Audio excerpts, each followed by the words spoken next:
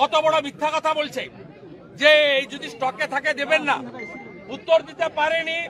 এবং আমরা বলেছি দুটো বাচ্চা আছে, প্রসূতি মাকে মমতা ব্যানার্জির জন্য মারা গেছে, আপনারা দায়ী, আপনারা 50 লক্ষ টাকা দিন, চাকরি দিন ওই বাড়ির লোককে, দুটো বাচ্চার দায়িত্ব নিতে হবে। 3 জনের কথা আমরা জিজ্ঞেস করেছি, প্রথমে বললো ক্রিটিক্যাল, পরে বললো আন্ডার ট্রিটমেন্ট। আমরা জানি 3 জন মাই সিরিয়াস।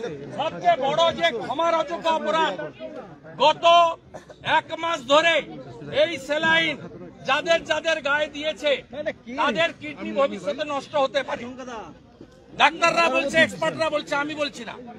আমরা তালিকা চেয়েছি, তালিকা প্রকাশ করে তাদের চিকিৎসার দায়িত্ব নিতে হবে, নইলে 6 মাস পরে বলবেন সুগার ছিল তাই কিডনি ফেল করেছে, ক্রিয়েটিনিন বেশি বলে কিডনি ফেল করেছে।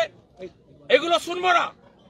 1 মাসের বেশি কয়েক লক্ষ মাকে, রুগীকে সমস্ত সরকারি হসপিটালে তারা এই বিষ স্যালাইন ঢুকিয়েছে, তার তালিকা প্রকাশ করতে হবে।